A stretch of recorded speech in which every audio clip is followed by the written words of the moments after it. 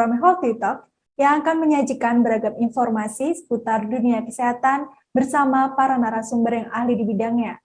Tidak lupa, saya akan mengingatkan selalu untuk tetap menjaga protokol kesehatan demi keamanan bersama. Tribuners, topik pada hari ini berjudul mempersiapkan kesehatan gigi dan mulut menjelang puasa. Beberapa hari ke depan umat muslim akan menjalankan ibadah puasa. Karena itu, pastikan Anda memiliki kesehatan yang prima agar kenikmatan menjalankan ibadah puasa tidak terganggu. Nah, salah satu hal penting yang harus dilakukan adalah mempersiapkan kesehatan gigi dan mulut. Lantas, apa saja persiapan yang bisa dilakukan? Untuk membahasnya, kali ini kita telah tersambung melalui Zoom bersama Dr. Gigi Spesialis Konservasi Gigi, Dr. Gigi Umi Kalsum. Apa kabar, dokter? Alhamdulillah baik. Alhamdulillah. Nah, dokter, sebentar lagi akan memasuki bulan puasa ya, dok ya? Tidak terasa. Nah, memasuki bulan puasa yang sebentar lagi tentu dibutuhkan kondisi tubuh yang fit ya, dok. Nah, di samping itu juga penting untuk kita memperhatikan atau mempersiapkan kesehatan gigi dan mulut kita. Sebelum saya menanyakan berbagai persiapan yang bisa kita lakukan sebelum atau menjelang puasa, sebenarnya untuk anatomi gigi dan mulut itu seperti apa sih, dokter?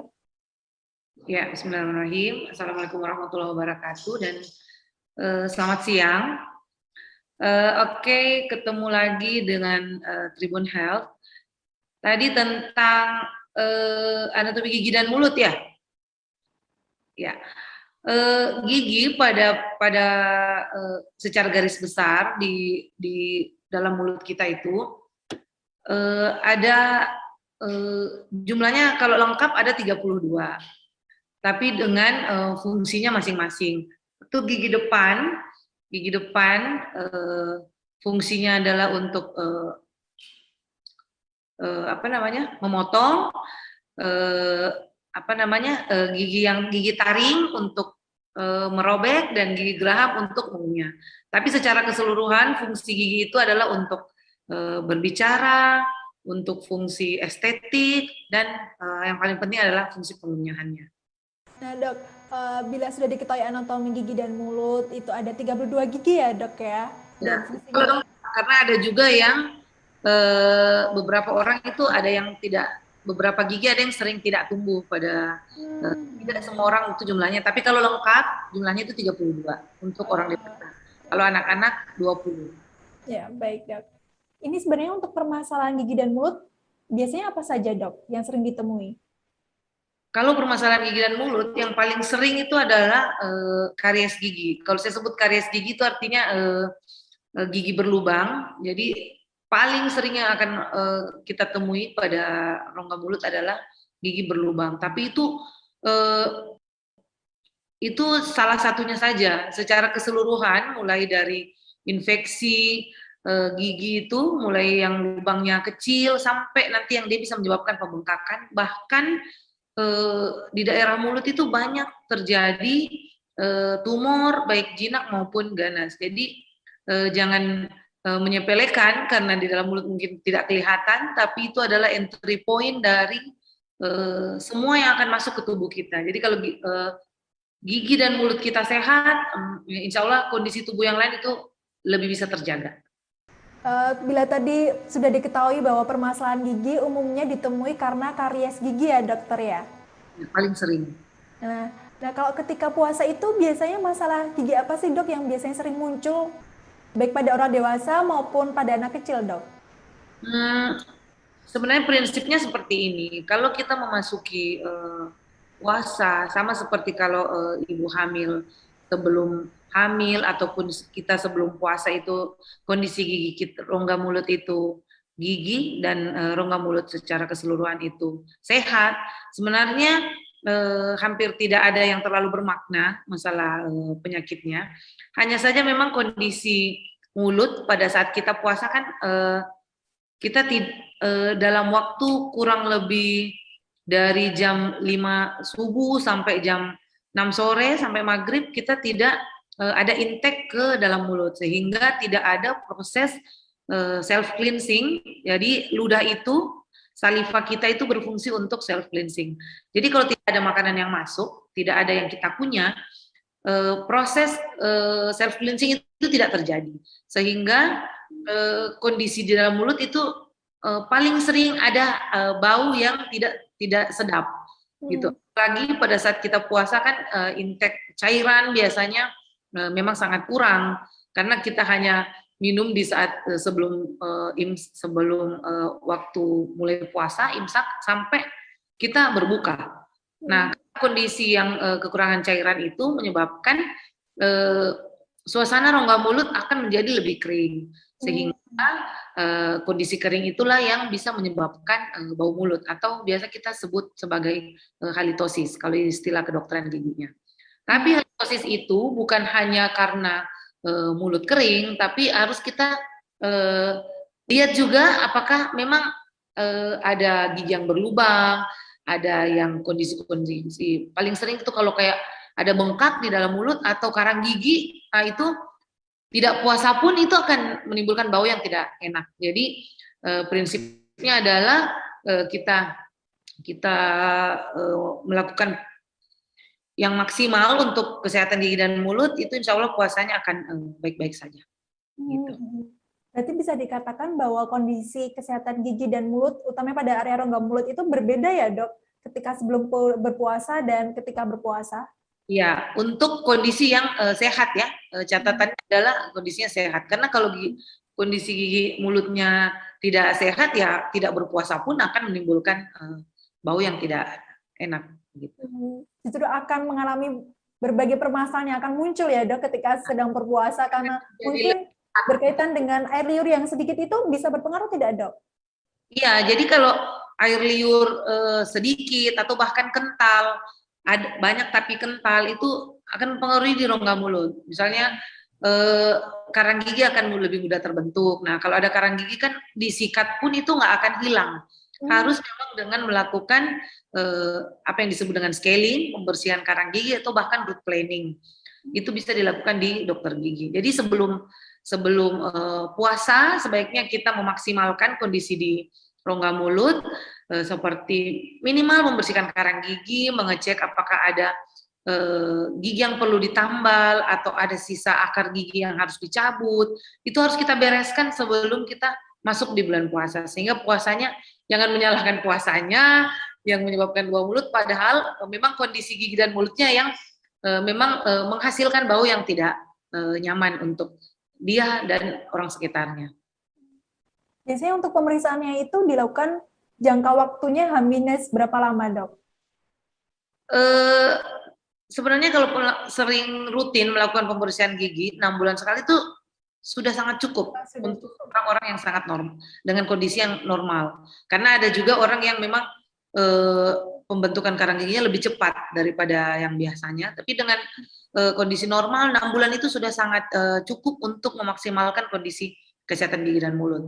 Kalau tadi yang ditanyakan adalah berapa hari sebelumnya, sebenarnya sehari sebelum puasa pun tidak apa-apa untuk kita. Tapi kan tidak semua tindakan itu bisa selesai dalam sekali kunjungan. Itu yang harus kita waspadai, jauh-jauh hari sudah harus kita mulai menyiapkan kondisi kesehatan gigi dan mulutnya. Memang apa saja sih dok pemeriksaan yang biasanya dilakukan oleh seorang dokter gigi ketika menemui pasien yang akan melakukan menjalankan ibadah puasa, persiapan kesehatan gigi mulut apa saja yang perlu dilakukan dok? Ya, yang paling sering itu pasien biasanya itu meningkat saat sebelum puasa itu minta dibersihkan karang gigi, karena itu yang paling gampang menimbulkan bau yang tidak nyaman. Yang kedua ya kalau kita pasien datang untuk pemeriksaan rutin, kita mendeteksi ada karies gigi atau tidak. Kalau kariesnya masih dini bisa langsung kita selesaikan. Kalau dia perlu perawatan saluran akar mungkin membutuhkan perawatan yang lebih panjang, walaupun ada perawatan yang sekali kunjungan, tapi tidak semua kasus bisa kita lakukan itu. Dan memeriksa apakah ada infeksi-infeksi lain yang berpotensi untuk menyebabkan kerusakan yang lebih lanjut. Penanganan pada masalah yang bisa diatasi dalam sehari kunjungan itu apa saja dok? Yang kalau sehari Pembersihan karang gigi bisa kita lakukan. Kemudian tambal gigi juga bisa, cabut gigi bisa. Tapi tentu dengan appointment, karena tidak semua dokter bisa langsung kita lakukan penanganan. Karena kan kalau kayak saya, spesialisasi saya itu bidang endodontik, itu tindakannya agak lama. Jadi kadang-kadang saya kalau pasien tidak janjian sebelumnya itu saya agak sulit untuk langsung melakukan tindakan hari itu. Jadi biasanya kita bikin appointment dulu, kapan kita akan lakukan tindakannya, tindakan-tindakan apa yang akan kita lakukan. Tapi pada prinsipnya hampir semua perawatan gigi itu bisa kita lakukan di dalam waktu yang kunjungan-kunjungan pertama. Biasanya kalau misalnya datang ke dokter gigi perlu rujukan terlebih dahulu tidak sih dok dari vaskes pertama? Kalau menggunakan BPJS tentu karena itu sistem yang BPJS ajukan, bahwa semua pasien yang akan ke rumah sakit, di rumah sakit kan sekarang itu harus dilakukan, tindakan itu harus dilakukan oleh dokter spesialis, dokter gigi spesialis, sehingga pasien-pasien yang tidak bisa ditangani di vaskes pertama itu akan dikirim ke rumah sakit tempat spesialis itu bertugas. Tapi kalau untuk ke rumah sakit swasta atau praktek-praktek mandiri itu boleh langsung ke dokter siapa yang akan dituju. Biasanya juga kalau di klinik yang praktek bersama, biasanya pasien akan diperiksa dulu mungkin oleh dokter gigi umum, baru diarahkan kalau membutuhkan tindakan oleh dokter spesialisnya. Baik dok.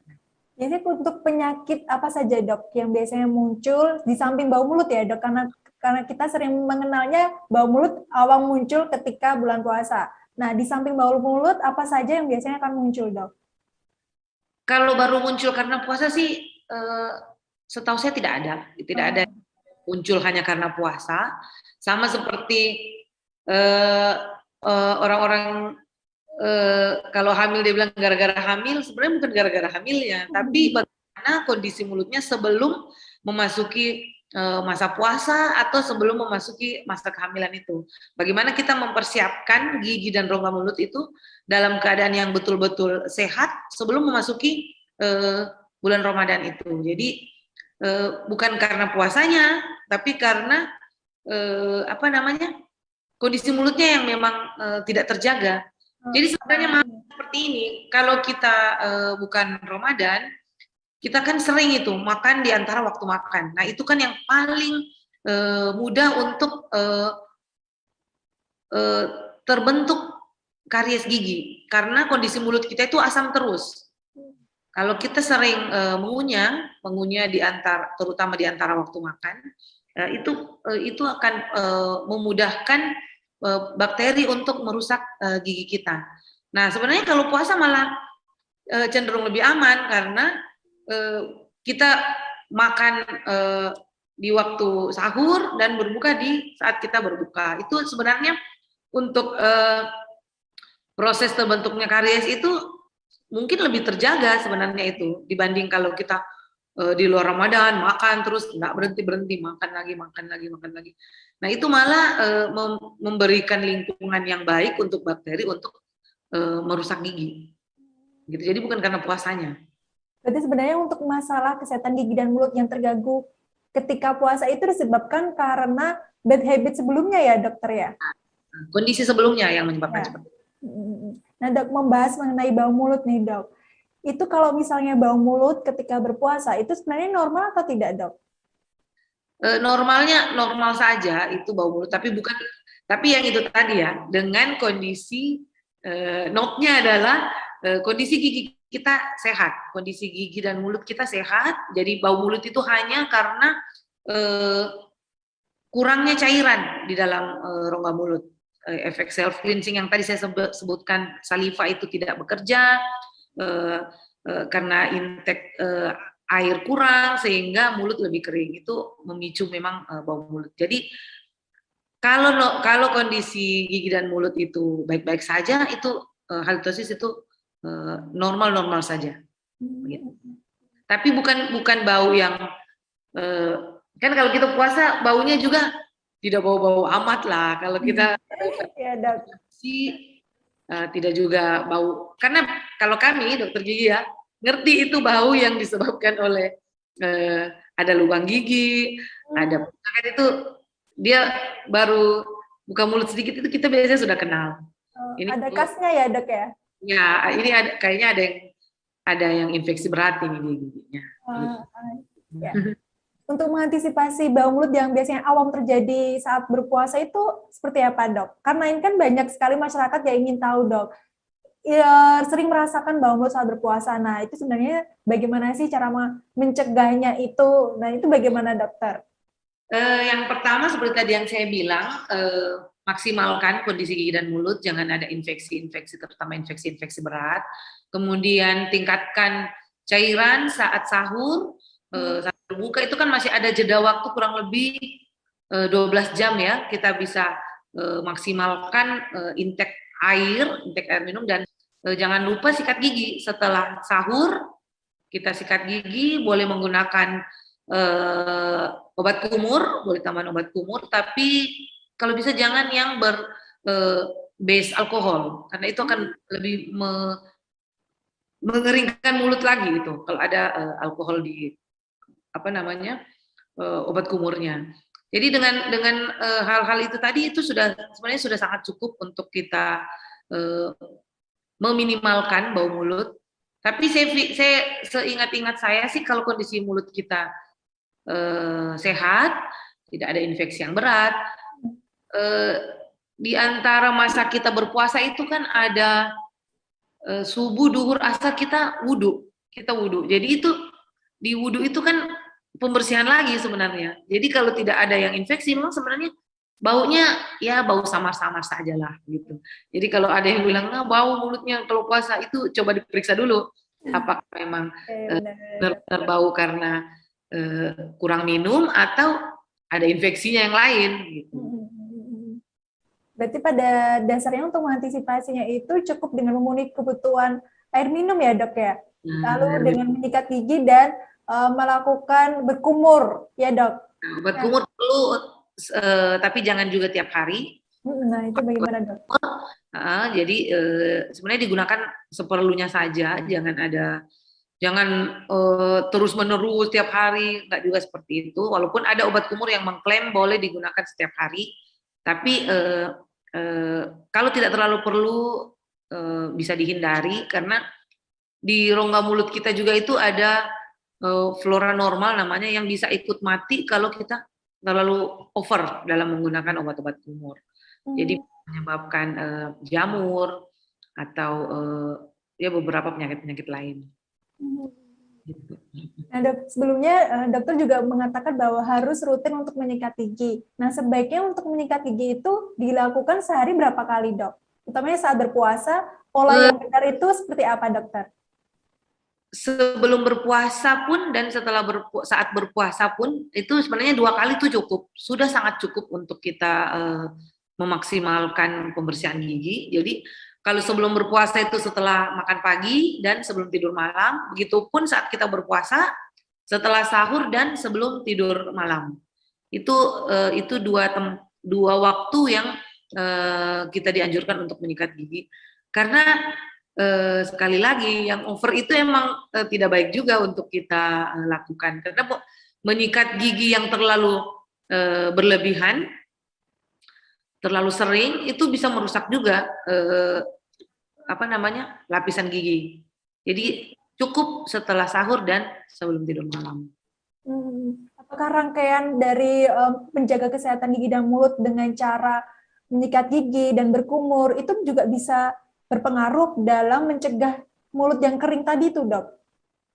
Iya, jadi bukan berpengaruh gimana ya, mulut kering ya itu memang karena terutama intake cairan kita yang kurang. Jadi apalagi kalau kita saat berpuasa, pekerjaan fisik yang mengeluarkan keringat, kan itu kan keluar dari keringat, keluar dari urin, cairan yang kita minum keluar dari keringat, keluar dari urin, di feses, dan jadi itu kalau sebelum puasa pun kita juga bekerjanya seperti itu, ritmenya seperti itu ya akan normal-normal saja. Tapi kalau kan kita bisa ukur juga tuh saat kita sahur berapa yang kita bisa minum air, intake-nya kita harus tetap cukupkan walaupun kita berpuasa, dan kita bagi saat buka, setelah menjelang tidur. Ayo kita banyak minum supaya cairan tubuh kita itu tetap terjaga walaupun berpuasa. Baik dokter. Nah dok, biasanya ketika berpuasa kita sering mendengar seruan bahwa berbukalah dengan yang manis nih dok. Nah untuk mengonsumsi makanan manis atau minuman manis itu sebenarnya memberikan efek tertentu tidak dok pada gigi dan mulut kita? Makanan manis itu sebenarnya adalah menu utama bakteri untuk berkembang. Jadi gula yang mengandung makanan-makanan yang karbohidrat itu adalah sumber utama untuk bakteri untuk semakin bisa bekerja di merusak gigi kita. Nah, yang tadi sempat saya sebutkan bahwa saat kita makan itu kondisi mulut itu lingkungannya menjadi kalau tahu tentang pH, derajat keasaman, mulut itu menjadi asam, dia turun. Nah, saat suasana asam itu, bakteri itu giat itu bekerja merusak lapisan gigi. Jadi nggak apa-apa makan yang manis, tapi jangan berlebihan. Porsinya secukupnya saja. Saya kira seperti dengan anjuran agama, makan secukupnya, jangan panik saat berbuka semua mau dimakan. Ya benar, biasanya kalap nih dok, apa saja yang enak dimakan dulu ya dok. Iya, tapi nggak apa-apa, dikit-dikit aja lah. Mungkin mau ini sedikit ya secukupnya. Jangan terlalu berlebihan karena bukan saja pada gigi, efeknya nanti akan ke tubuh bagian lain. Tapi apakah ketika berlebihan mengonsumsi makanan atau hidangan manis itu bisa menyebabkan gigi sensitif dok? Kalau makanan manis itu dia lebih ke kerusakan gigi.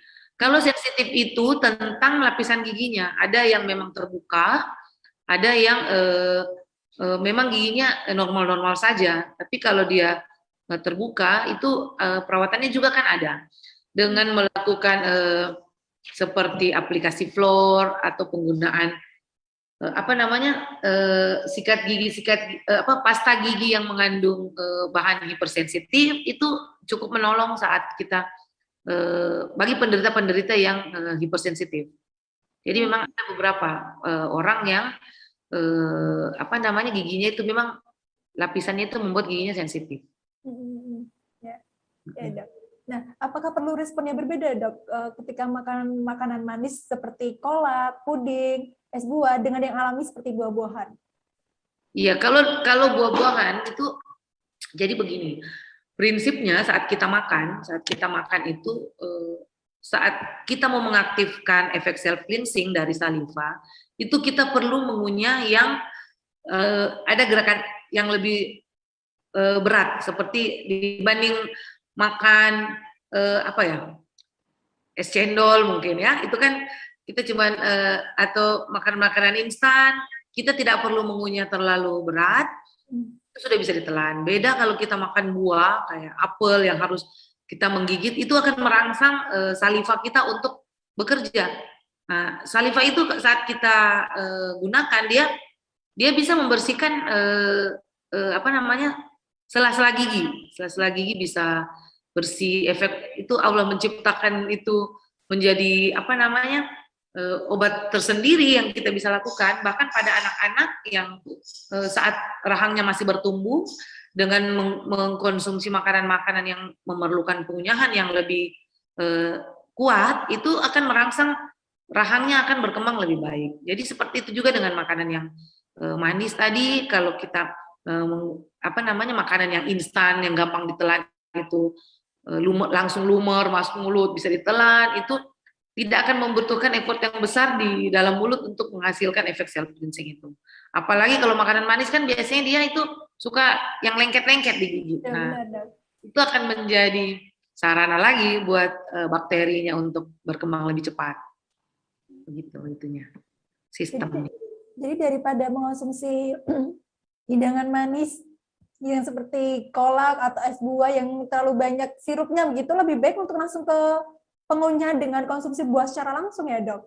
Ya itu lebih baik, cuman kan gak enak juga tuh pas puasa tidak makan goreng-gorengan, tidak Ya makan yang benar dok. manis, ya.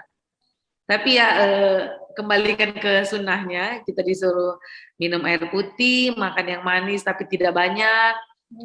Seperti kurma kan manis tapi dia lebih alami. Memang kita disunahkan untuk seperti itu eh, kembali ke sunnah itu akan menjadi memberikan efek yang baik untuk kesehatan.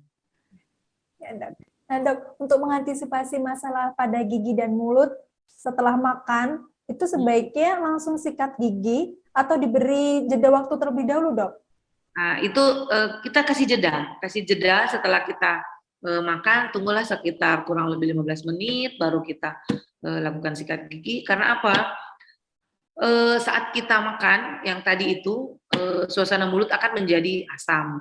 Nah, saat suasana mulut menjadi asam itu, terus kita lakukan sikat gigi, nah itu bisa lebih mudah untuk menggerus lapisan gigi.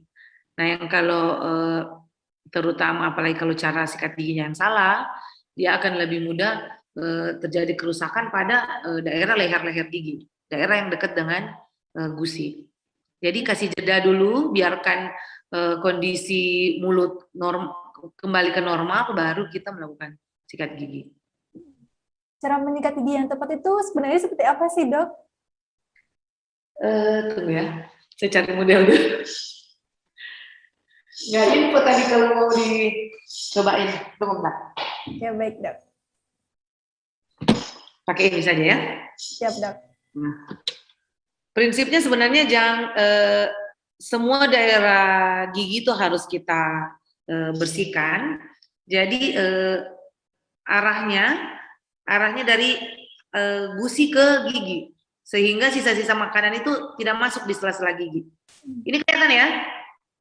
Kelihatan jelas, dok. Oke, ini daerah mahkotanya namanya. Jadi kalau gigi bawah kita sikatnya begini, sambil diputar sedikit, pelan-pelan dengan sikat gigi yang halus. Bagian atas juga kita putar, sikat. Bagian dalamnya juga seperti itu. Tapi jangan begini, jangan begini. Ini akan paling sering merusak daerah ini nih, yang leher gigi ini. Nah, jadi sikat aja kalau gigi bawah dari bawah ke atas, kalau gigi atas dari atas ke bawah. Jadi gusinya juga diurut. Kalau ada sisa makanan yang mau masuk ke dalam gusi itu bisa keluar, gitu kan? Kalau dia masuk ke dalam gusi itu kan susah nanti pembersihannya. Nah itu nanti gampang terbentuk karang giginya. Jadi kalau gigi bawah diangkat, cara sikatnya bagian dalamnya pun begitu. Kita tarik dari bawah ke atas, kemudian diputar sedikit, bagian atasnya juga, bagian pengunyahan juga diputar seperti itu. Kumur, selesai. Mengarah ke gusi ya, dok ya? Apa? Berarti mengarah ke gusi dalam menyikat gigi itu? Dari gusi ke gigi. Oh, dari gusi ke gigi. Biar sisa makanan itu tidak masuk ke sela-sela gusi. Oh ya, baik-baik, dok. Nah, untuk lidah bagaimana, dok? Lidah dilupakan ini, dok. Boleh pakai sikat gigi biasa, tapi yang mau gampang ada sikat lidah itu ada. Pakai sikat. Iya, tetap dibersihkan saat kita membersihkan gigi. Ya, walaupun memang iya sering dilupakan untuk membersihkan lidah itu. Ya. Nah, dok, bila sebelumnya kita membahas bagaimana mempersiapkan kesehatan gigi dan mulut menjelang puasa, nah, bagaimana jika misalnya ketika berpuasa muncul permasalahan gigi, dok?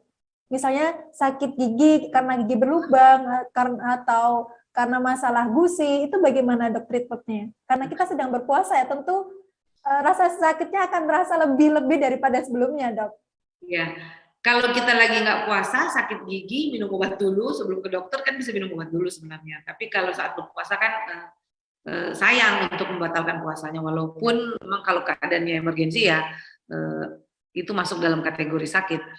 Tapi perawatan gigi sebenarnya hampir semuanya boleh kita lakukan saat kita berpuasa, tapi sebaiknya karena untuk menjaga jangan sampai ada cipratan air yang tertelan, ada obat yang harus diminum saat kita masih jam puasa.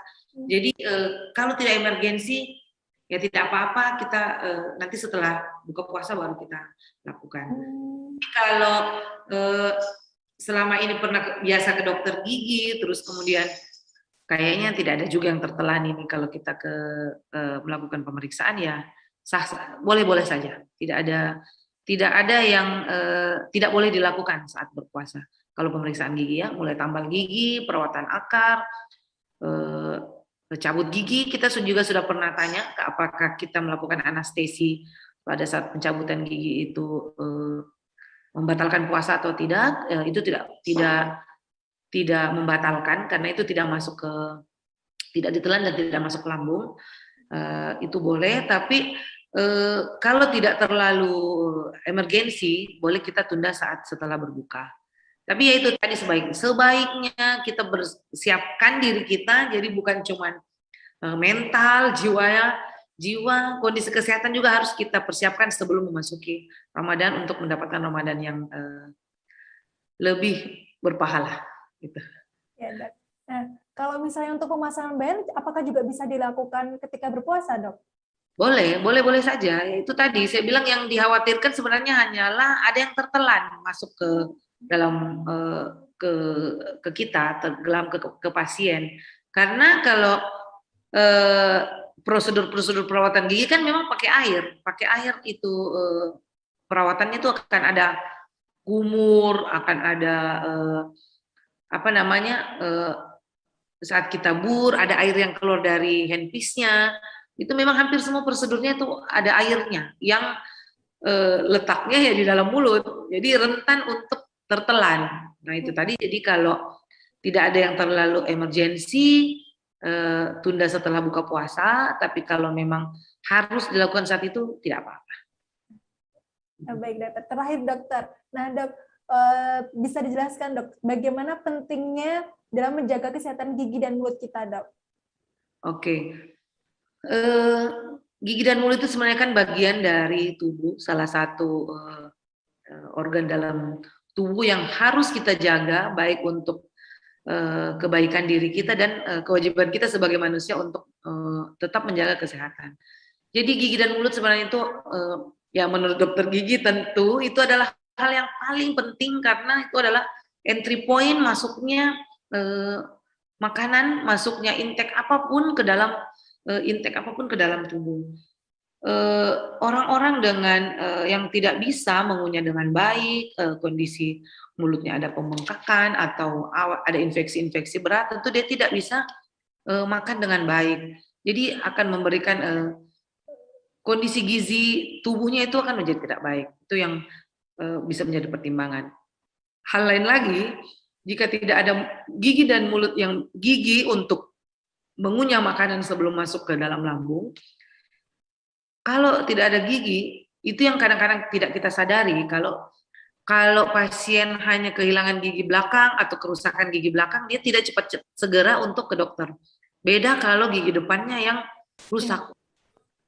Untuk ngutang pun mau untuk perbaiki giginya. Tapi kalau untuk gigi belakang, dia tidak pikirkan. Padahal fungsi utama gigi, yaitu pengunyahan, itu akan sangat mempengaruhi kondisi lambungnya. Jadi bayangkan, tugas yang harus diselesaikan di dalam rongga mulut, mengunyah makanan sampai halus sebelum masuk ke lambung, akan dilakukan oleh lambung. Jadi makanya jangan heran juga sekarang banyak yang gastritis, dikit-dikit bilang sakit mah. Padahal dia tidak pikir bahwa oh ternyata saya pengunyahan tidak maksimal sehingga menjadi rusak lagi di lambungnya. Nah seterusnya seperti itu. Jadi ada juga beberapa penyakit itu yang manifestasinya itu di rongga mulut, sehingga dengan melakukan pemeriksaan hanya di dalam mulut itu kita bisa beberapa penyakit sudah bisa kita nilai ada apa di dalam kondisi tubuh kita. Jadi kenapa kita harus memaksimalkan kondisi gigi dan mulut yang mungkin yang paling, kalau berkaitan dengan estetik ya tidak mungkin bisa percaya diri, bisa senyum dengan baik kalau giginya tidak sehat, giginya tidak baik, atau tidak mungkin bisa menyebut huruf dengan benar kalau beberapa gigi ada yang hilang. Jadi gigi dan mulut itu sebenarnya suatu apa ya kalau kita bisa sebut ruang utama sebelum kita menuju ke kondisi-kondisi tubuh yang lain. Kenapa kita harus memaksimalkan kondisi gigi dan mulut? Tapi sebenarnya apa kaitannya dok kesehatan gigi dan mulut hingga akhirnya bisa berpengaruh pada kondisi kesehatan tubuh secara keseluruhan? Ya, ya itu tadi yang saya kasih contoh, kalau kita di mulut tidak sehat, kita tentu tidak bisa makan dengan baik. Nah, itu akan mempengaruhi gizi tubuh. Nah, kalau gizi tubuh yang bermasalah, ya ya tunggu saja akan memberikan hasil yang tidak baik pada organ-organ yang lain begitu. Jadi maksimalkan di daerah mulut itu, memang kita harus maksimalkan penyakit-penyakit yang seperti HIV itu akan sangat terlihat di dalam rongga mulut, itu akan sangat kelihatan. Jadi walaupun kita belum melakukan tes pemeriksaan laboratorium, itu biasanya sudah sangat kelihatan di rongga mulut. Jadi kenapa kita harus sangat menjaga gigi yang mungkin dianggap enteng, gigi belakang yang sebenarnya fungsi pengunyahannya sangat tinggi. Nah, kalau pekerjaannya diambil alih, pekerjaan gigi diambil alih oleh lambung, ya itu tadi, orang kalau sudah sakit gastritis yang berat, GERD, itu tidak ada yang bisa dia lakukan. Nah, satu lagi, gigi kalau sudah sakit yang luar biasa itu, nggak ada yang akan bisa kita lakukan. Kerja tidak bisa, makan tidak bisa, mau ngapa-ngapain pasti tidak enak. Jadi jaga, maksimalkan.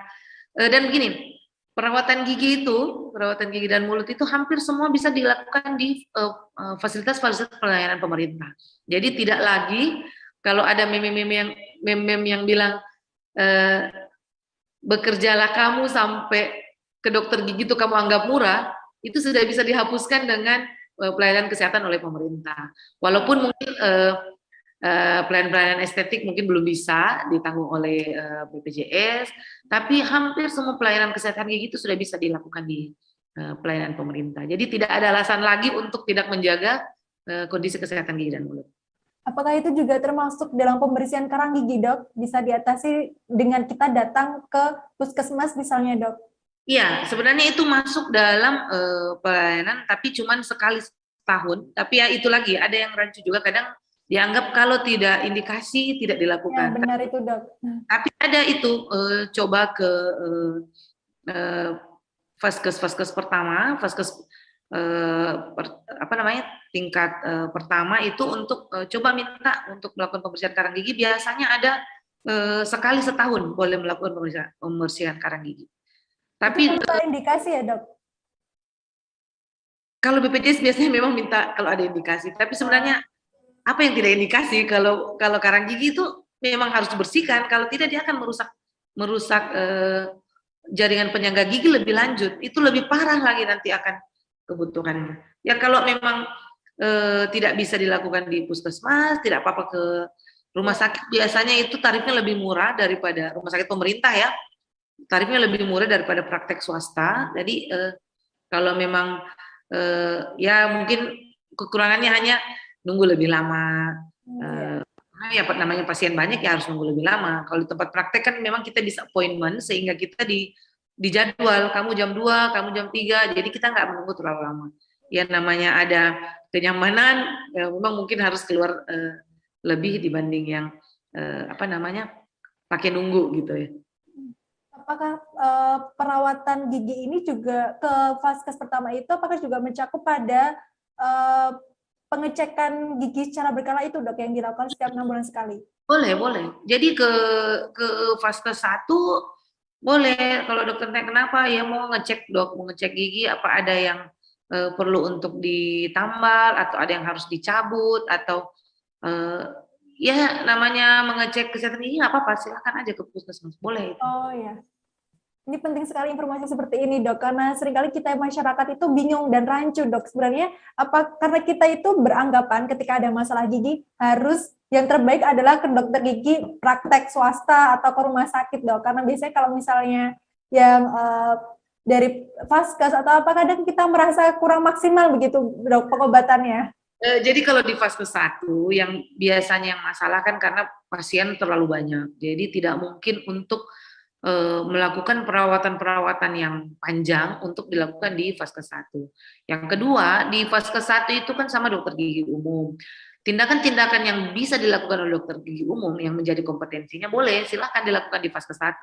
Tapi kalau memang harus dilakukan di rumah sakit, dokter gigi umum akan merujuk ke rumah sakit tempat spesialisnya berada. Jadi sekarang sudah enak sebenarnya. Kita ke rumah sakit itu sudah dilayani oleh spesialis. Ya, kalaupun ada oknum ya yang tidak melakukan perawatan secara maksimal, tapi saya kira dengan eh, mengingat sumpahnya sebagai dokter gigi, dia akan melakukan maksimal.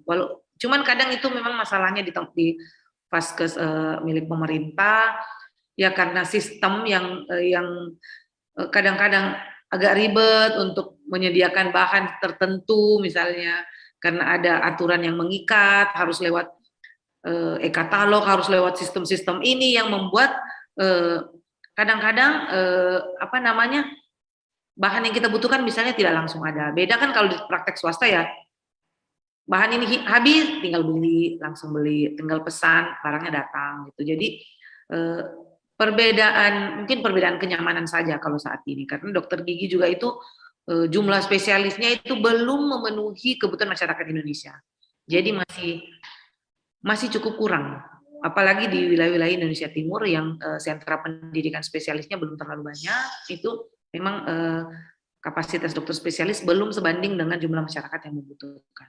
Nah, yang itu lagi, masyarakat biasanya kalau gigi, dia bisa sendiri beli obat ke apotek atau ke warung,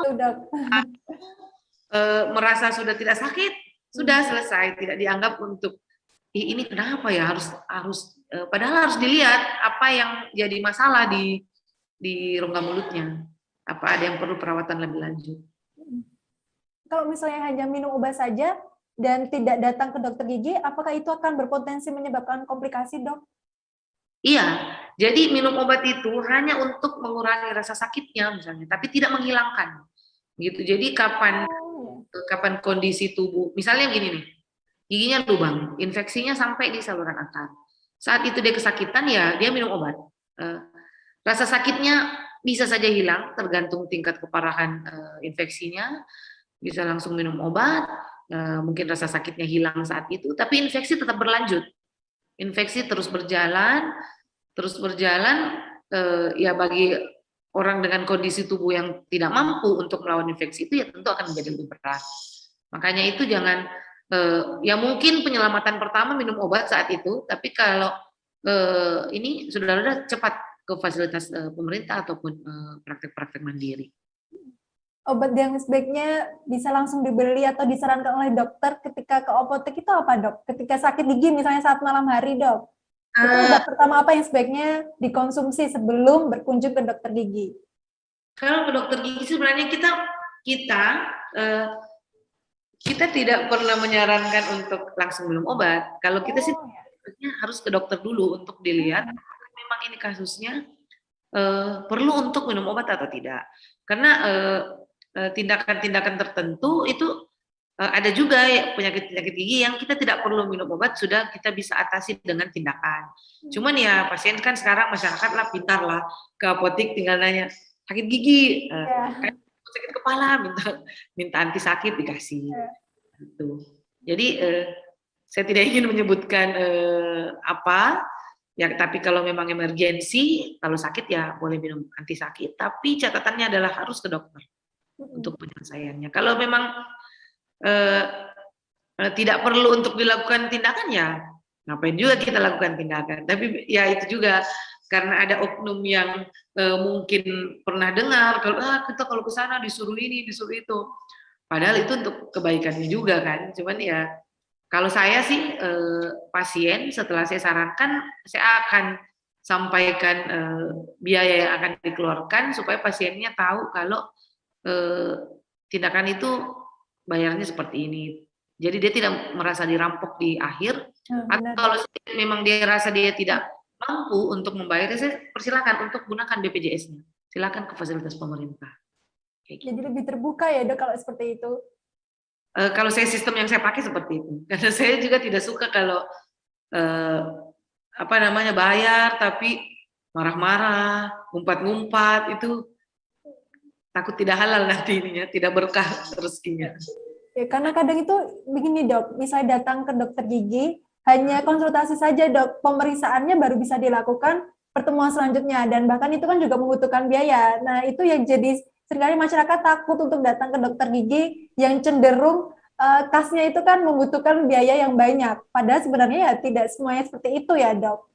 Iya, jadi sebenarnya masyarakat itu kayak gini nih. Kalau dia ke dokter penyakit dalam, itu kan konsultasi sebenarnya. Konsultasi, belum ada tindakan, dokternya periksa, apa namanya, dikasih obat, pasien akan bayar biaya konsultasi kan. Nah, kalau ke dokter gigi, biasanya masyarakat belum mau terima kalau ada biaya konsultasi. Padahal ngobrol apa penyakitnya, terus kita periksa apa yang masalah, itu kan sudah konsultasi namanya. Yeah. Nah, tindakannya itu ya memang di luar biaya itu. Nah, kalau disuruh datang lagi, ya biasanya kalau saya sih, kalau di tempat saya, karena perawatan gigi itu perawatan yang lama dan panjang, kalau memang malam itu antrian banyak, jadwal penuh, pasien-pasien yang tidak emergensi biasanya akan kita tunda. Tapi kalau kondisi tempat praktek sedang tidak banyak, kemudian tindakannya memang bisa dilakukan saat itu, ya langsung kita lakukan. Kita tunda lagi. Jadi ya kadang juga pasien kayak gitu, dok saya tidak diapa-apain ini terus bayar. Ya Bapak juga kalau ke dokter diperiksa ngobrol-ngobrol kan bayar juga. Apalagi kalau misalnya kalau kita berprinsip begitu, kalau kita ke dokter jiwa itu kan memang ngobrolnya, yang konsultasinya itu di terapinya itu di ngobrolnya itu kan. Ya benar dok. Itu kan konsultasi namanya. Cuma memang masyarakat kadang-kadang karena tidak menganggap penting kesehatan gigi dan mulut, dia menganggap jadi terkesan mahal ya dok. Tidak mau mengeluarkan uang yang banyak untuk ke dokter gigi. Biasanya pemikirannya kayak gitu. Jadi memang harus banyak yang diluruskan ya dok tentang penanganan gigi dan mulut ini, karena sering banyak mitos, atau selain mitos ya anggapan yang mahal itu ya dok, karena menganggap bahwa gigi dan mulut itu tidak sepenting dalam menjaga kesehatan tubuh yang lainnya. Begitu ya dokter? Ya, masyarakat kayak gitu. Dia tidak siap untuk mengeluarkan dana lebih untuk ke dokter gigi. Tapi yang memang mengerti dan sadar bahwa ini harus dilakukan, memang biaya dokter gigi itu memang cukup mahal kan. Dokter gigi itu memang biayanya ya boleh dibilang cukup besar juga memang biayanya, karena hampir semuanya memang kita masih impor dari luar, sehingga biayanya akan lebih tinggi dibanding dengan ya. Tapi kan kalau kita periksa juga ke dokter-dokter lain, biaya obat bisa itu kita bayar 1 juta 2 juta itu bayar obat kan.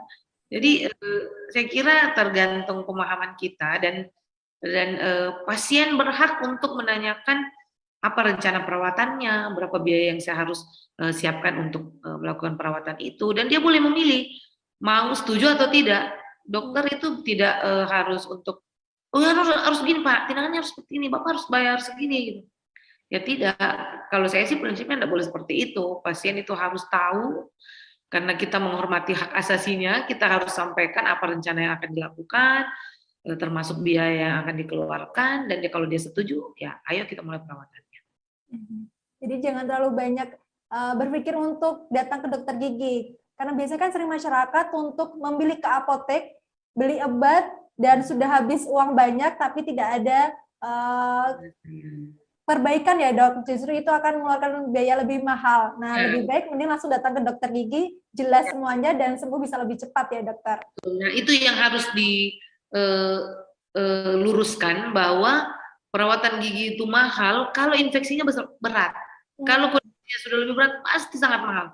Tapi kalau rutin misalnya bersihkan karang gigi, ngecek apa ada lubang atau tidak, itu biayanya jauh lebih murah dibandingkan kalau sudah berat baru kita ke dokter.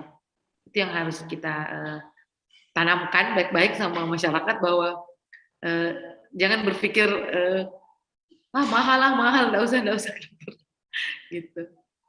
Baik dokter, terima kasih atas berbagai informasi yang telah disampaikan dok. Tentu sangat bermanfaat sekali bagi kita masyarakat awam yang banyak sekali anggapan-anggapan yang kurang tepat pada utamanya pada bidang kesehatan gigi dan mulut ini, Dok. Ya, Semoga bermanfaat untuk kami semua ya, Dok. Amin, amin. Terima kasih banyak, Dokter Umi. Sehat selalu, Dokter. Terima kasih.